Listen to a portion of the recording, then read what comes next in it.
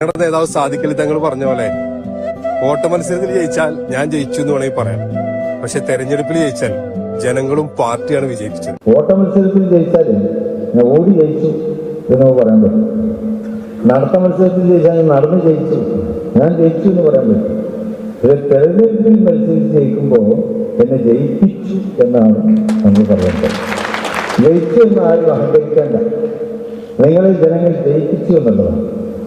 അത് മറക്കുന്ന ഒരു സന്ദർഭം വരുമ്പോൾ ദയവായി നിങ്ങൾ ഇത് ഒഴിവാക്കി പോയി വേണ്ടി എന്ന് എനിക്ക് പറയാം. എല്ലാവരും കൂടി വോട്ട് ചെയ്തപ്പോൾ പ്രതിപക്ഷം ഔട്ടായി അന്നേ ഉള്ളൂ.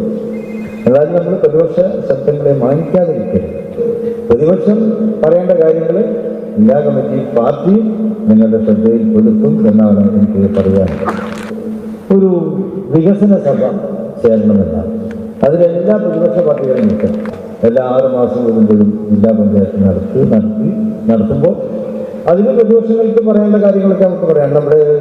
അവരുടെ വിമർശനങ്ങൾക്ക്, അതുപോലെ തന്നെ അവരുടെ ആവശ്യങ്ങൾ, ഇതൊക്കെ തന്നെ അവർക്ക് അതിലൂടെ ഉന്നയിക്കുവാനും അതിനനുസരിച്ച് കാര്യങ്ങൾ ചെയ്യാനും ഒക്കെ അതിലൂടെ നമുക്ക് സാധിക്കും.